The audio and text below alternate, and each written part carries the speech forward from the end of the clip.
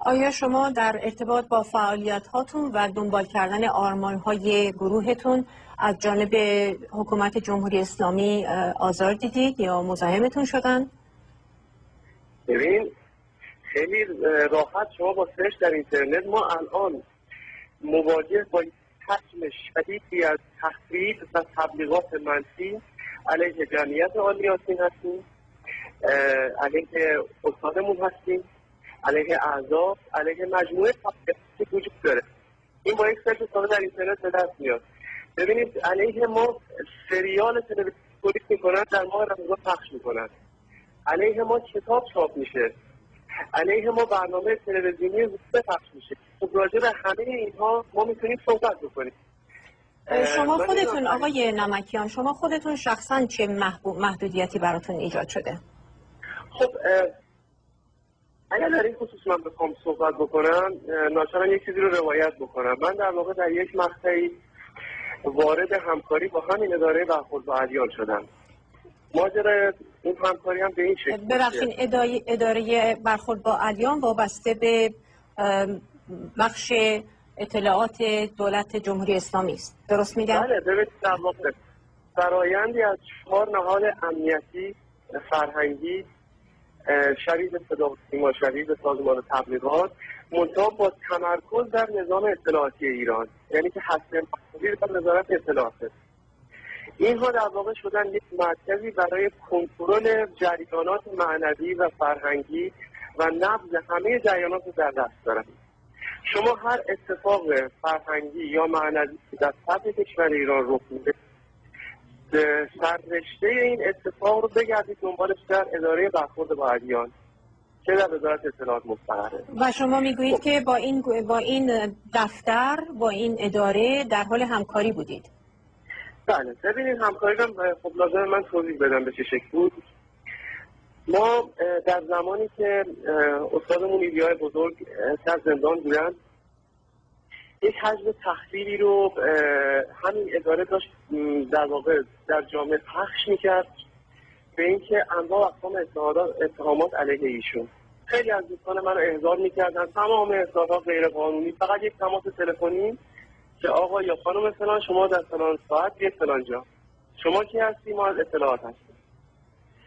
در تمام این احضارها محوری ها تخریب ایشون بود، یعنی محوری و در این اصلا ترور شخصیت بکنن. خب در همین مقصد اینها با من هم تماس گرفتن. یه روز با من تماس گرفتن، گفتن که در فلان تاریخ بیا اونجا. من از جزئیات میگذرم که اگر یک زمانی بخوایم اونو روایت بکنیم، شما میبینید تمرکزی از پلیدی در کار هست. انواع و اقسام حقوق‌ها برای اینکه شما رو مرعوب بکنن، برای اینکه شما رو بترسونن، برای اینکه شما رو تحت تاثیر بذارن و برای اینکه به نتیجه مورد نظر خودشون برسن. خب من با این مفاهیم آشنا بودم، خیلی این رو من تأثیری نداشت. خب من رو خواستن، برای من خیلی جالب بود، خیلی بی‌پرده در همون شاید جملات اول گفتن که ما از شما می‌خوایم که با ما همکاری بکنید به عنوان جاسوس. من هم گفتم خب ما اعتقاداتی داریم، من به تناسبی که شما خب حقانیت خودتون رو بر من ثابت بکنید من باتون همکاری میکنم. قرار بر این شد که اینها مدارک و استدلالاتشون و حرفاشون رو مبنی بر انحراف بودن فعالیت جمعیت آل یاسین به من نشون بدن، به تناسبی که من مجاب شدم من باشون همکاری بکنم. خب خودم الان دارم صراحتا میگم چنین چیزی. اما ببینید وقتی ما وارد استدلالات و مدارک شدیم اصلا خنده‌داره. یعنی یک چنین فضای تخریبی، یک چنین حملات بی سابقه‌ای که از اول انقلاب جمهوری اسلامی چنین چیزی سابقه نداشته در چنین مبناهای سستی. خب من مثلا میبینم که اتهام اقدام علیه نظام مبناش بر اینه که میگن که آقای فتاحی در انتخابات حالا شرکت نکرده. اجازه بدید آقای نمکیان، اجازه بدید به اون جزئیات وارد نشیم چون از حوصله بحث امروز خارج هست. برداشت من این هست که شما مورد آزار و محدودیت واقع شدید و آیا شما هنوز هم در ایران به فعالیتاتون ادامه میدید یا مجبور شدید اونها رو؟ متوقف کنید؟ زمانی که من دیدم که واقعا حرف بی‌بنیاده، واقعا یک ذره در واقع حقیقتی در حرفشون نیست، همش دروغه. خب منم رسما اعلام کردم، گفتم که خب نه، چنین چیزی هر صحبت شما نیست. در آخرین صحبتشون به منو تهدید کردن که ما شما رو میبریم 209. خب 209 معلومه قضیهش چیه. در واقع بعد از اون اتفاق بود که من از ایران فرار کردم. من تو ایران نیستم. بله. خب اجازه بدین خانم، در ایران هم فعالیتی ندارم. بله. خانم نورشاهی، بارها از تهران، دولت تهران از اونچه که حقوق بشر اسلامی اون رو خطاب میکنه صحبت کرده.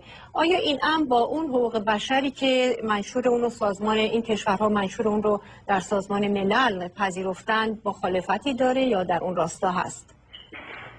من شاید اینو خیلی بهتر باشه که در قالب یه مصداق جوابتون رو بدم. خب در مورد اینکه کلا میدونید که اون منشور تقریبا پذیرفته نشده از طرف ایران، من میدونم اینکه پذیرفته نشده، اما من یه مصداقایی رو میخوام بهتون بگم که در عمل ببینیم به چه صورت بوده به عنوان کسی که فعالیت مطبوعاتی داشته. در مورد جمعیت آل یاسین که موضوع بحث امروز ما هم هست، شما میتونید اکثر اون بندهای مربوط به اعلامیه حقوق بشر رو بذارید و مطابقت کنید و ما به شما جواب بدیم که تقریبا اکثر اونا و یا شاید همه اونها رو زیر پا گذاشته شده در مورد این جمعیت و نهادش هم یک نهاد معلومیه و علل خصوص و به طور خاص آقای پیمان فتاحی که مسئول اصلی راهبرد و سیاستگذاری این مجموعه هستند و از این طریق به ما نشون دادن از طرف این اداره خاص، از طرف ابا که اسمشو بردن، بدترین کارها رو در حق این مجموعه کردن که از هیچ نظر ما نمیتونیم بگیم که این همخوانی داره با اون منشور جهانی اعلامیه مربوط به حقوق بشر.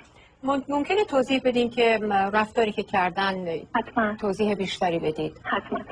من بهتر اینجوری بگم که آقای پیمان فتاحی بین کسانی که میشناسنشون بیشتر به اسم استاد ایلیا میم شناخته شدن. ایشون در سال گذشته، سال 86 روز 7 خرداد دستگیر شدن از طرف همین نهادی که به اسم ابا الان اسم بردن، اداره برخورد با ادیان و جریان‌های معنوی و مذهبی. خب صحبتشون این بود که خب ما این برخورد و این دستگیری رو انجام دادیم به خاطر اینکه جمعی از مقامات ارشد مذهبی این رو از ما خواسته بودن. این چیزی بود که این اداره مطرح کرد و خب آقای پیمان فتاحی رو بردن. 6 ماه ایشون رو توی 209 نگه داشتن، 5 ماه ایشون توی انفرادی بودن. انواع و اقسام شکنجه های روانی رو به ایشون وارد کردن و خب واقعا جایی تعجب داره. من یه چیزی که اینجا میخوام بهش اشاره بکنم، ما چیزی که توی نامه سرگوشاده‌ای که منتشر کردیم اشاره کردیم به یک سری از تبلیغات مشکوک که در مورد ایشون انجام شده.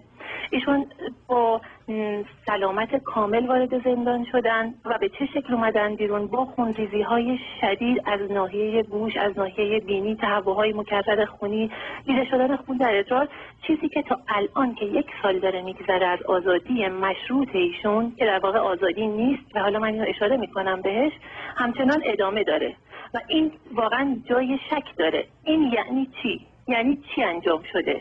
اینو ما واقعا مایل هستیم که اینو بدونیم در مورد ایشون. چه کاری رو با ایشون انجام دادن؟ کدوم حقوق بشر رو در مورد ایشون رعایت کردن؟ 1.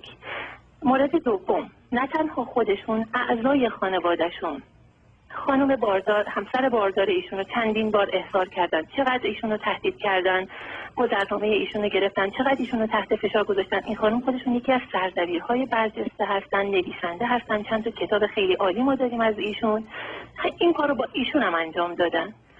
از این طرف اومدن خانواده ایشون رو تحت فشار گذاشتن، برادر ایشون رو بازداشت کردن. یکی از برادرای ایشون به اسم آقای رامین فتاحی ایشون رو برای جرم سازی علیه برادر خودشون آقای پیمان فتاحی تحت فشار گذاشتن، تحت شکنجه گذاشتن. البته این آقا من میدونم قبلا یه همکاری‌هایی داشتن با وزارت اطلاعات، ایشون رو بردن توی بند 209 ولی ایشون هم تقریبا همین مسئله پیش اومد، یک بیماری مشکوک و بعدش هم که بستری شدن در زندان اوین و آزاد شدن و بعد از اینکه اومدن بیرون ایشون فوت کردن. خانم نورشاهی کالبد شکافی انجام بشه ولی خب این اجازه رو وزارت اطلاعات نداد و اینو جزو اسرار امنیتی اعلام کرد. بله. خانم نورشاهی در ارتباط آیا شما با سازمان های دفاع از حقوق بشر و سازمان های بین المللی تماسی گرفتیم؟ واقعیتش اینه که من اول از طرف که نه، این جمله درستی نیست، در مورد خود آقای فتاحی و یا نزدیکان و خانوادهشون که معمولا انتظار میره که از طرف اونا اولین اقدام انجام بشه برای ارتباط با این مراکز، باید بگم که از طرف همین مافیای فرهنگی که الان ما توی ایران داریم، از طرف همین ضد ادیان، اداره ضد ادیان